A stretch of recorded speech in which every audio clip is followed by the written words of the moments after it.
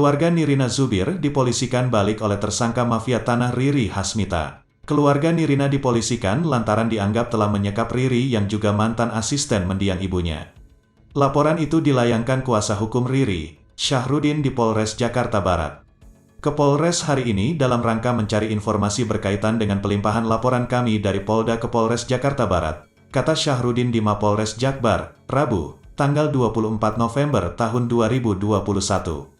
Syahrudin mengungkapkan kasus itu kini sudah ditarik ke Polda Metro Jaya. Nirina sempat menyekap kliennya dan mencecar pertanyaan seputar surat-surat aset dari keluarga Nirina. Syahrudin menjelaskan saat itu selama 1 tahun kliennya tak diizinkan keluar rumah.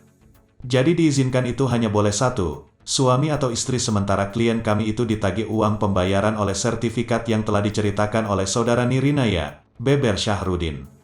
Tindakan penyekapan tersebut berlangsung 1 tahun yang lalu.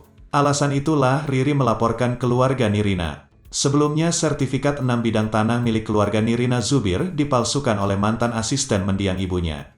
Dalam kasus ini ada 5 orang ditetapkan sebagai tersangka termasuk Riri Hasmita. Kasus yang berkaitan dengan mafia tanah itu sampai saat ini masih ditangani oleh Polda Metro Jaya. Nirina kerap dapat surat kaleng. Nirina Zubir mendapat surat kaleng yang menceritakan keburukan Riri Hasmita, mantan pekerja mendiang ibunya. Riri Hasmita diketahui bekerja dengan mendiang ibu Nirina Zubir sejak tahun 2011. Ketika itu Riri Hasmita bekerja untuk mengurus segala keperluan dan bisnis kecil-kecilan milik ibu Nirina Zubir. Selama bekerja dengan ibu Nirina Zubir, tabiat buruk Riri Hasmita sudah tercium salah satu tetangga di sekitar tempat tinggalnya.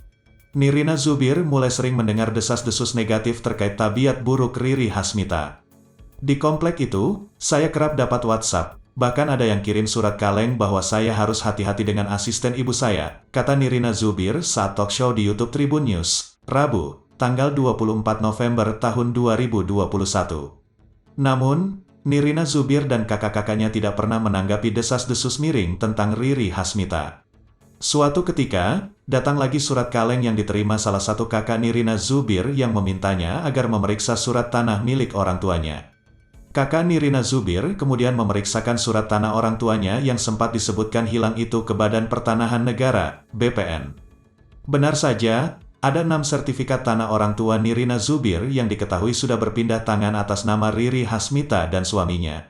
Awalnya, Nirina Zubir dan keluarganya berharap bisa menyelesaikan kasus itu secara kekeluargaan.